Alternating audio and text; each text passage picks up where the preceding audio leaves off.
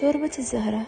القرنبيط، حطيت زيت وبصل، شوحتهم ويا بعض، انتظرت البصل بس يذبل شوي، حطيت جزرة مبشورة، حطيت فوقهم زنجبيل فريش أحسن من البودرة، وشوية ثوم يعطي نكهة، حطيت فوقهم البهارات، ملح، فلفل أسود، ماجي، بابريكا، كمون وكزبرة، حطيت فوقهم الزهرة، قلبتهم شوي ويا بعض، صبيت فوقهم كوب ماي، وغطيت الجدر، وخليت الشوربة شوي تستوي على نار واطية لمدة ربع ساعة.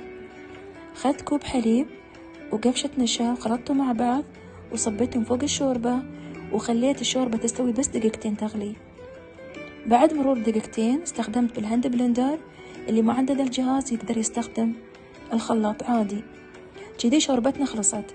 قبل لا تنشبون الشوربة، إذا قررتوا تشربونها حطوا البقدونس، حطوه فريش يعني، ونشبناه في الملة الحرارية الرمضانية الحلوة.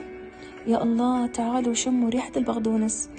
هذه الشوربة كلها بروتينات ومكملات غذائية، وزينته بالخبز المحمص والزهرة المقلية والبقدونس، وخلوها أساسية في سفرتكم في رمضان. وطبعا هذا كله من إيدي. يا الله على عصرة الليمون بعد معاها، تعطي طعم شكل ثاني. تسلم إيدك عاشا.